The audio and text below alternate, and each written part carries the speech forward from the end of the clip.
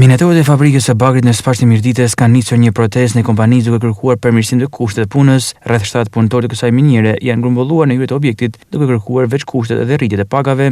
Minatorët thonë se prej muajsh kanë ngritur shqetësimet për mungesën e sigurisë në galeri dhe për pagat që nuk përputhen me vështirësinë e punës që kryen. Ato paralajmërojnë se protesta do vijojë derisa kërkesat e tyre të merren parasysh. Kërkojmë vetëm drejtat tona të organizohemi sindikat që ky punëdhënës padroni i madh nuk na e pranon. Dhe pa pranu sindikatën dhe për të ullë me ba një marrëveshje njerëzore si mas ligjeve, normave dhe kushtetutës së Shqipërisë, ne nuk e ndërpresim greven, sepse jemi të drejtën tonë, Zoti i Madh na ka falë këto troje, jo pronari, dhe Zoti i Madh na merr jetën, jo pronari. Kërkojmë që këta të shpërblehen, të marrin dinjitetin e tyre, të mos gjënjëzohet para një pronarit. Kemi dalë në protestë për djesën tonë, për pagën, për vështirësitë, që na kanë mohu këta. Të drejtojë mundësisht nga mund drejtet. Problemi është se mund drejtën e brigadierit, punëtorit, gjitha korruptu fare këta. Paga ujt, tot me një gjoku që pagë, sa i pastrus.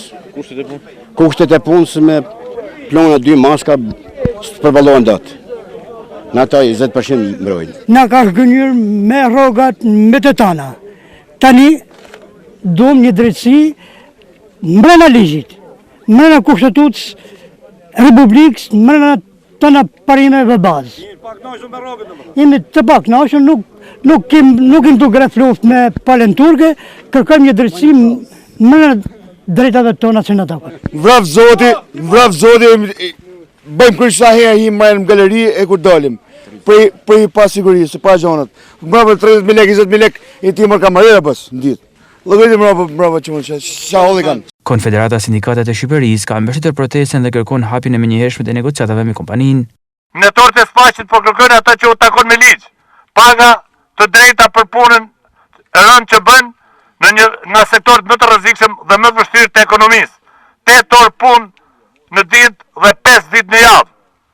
Kushtet sigurta që çdo punëtor të mund të kthehet i gjallë në shtëpi pas turit punës. Respekt dhe ndryshim të kontratës kolektive të punës dhe marrëveshjet të tjera që mund ndërshkohen me përfundimin e kësaj greve me sindikatën. Në dialog të ndershëm me transparent me punëdhënësin, pa kërcënime, presione apo shantazhe, duke përfshirë dhe organet shtetërore në rolin e arbitrit. Ndërkohë kompania Tet Albania me kapital turk ka reaguar duke mohuar akuzat për shkelje drejta të punëtorëve. Në një deklaratë zyrtare, ajo shpreh se është e gatshme për dialog, por se sindikata nuk ka dorëzuar dokumentacion nevojshëm për zhvillimin e takimeve zyrtare.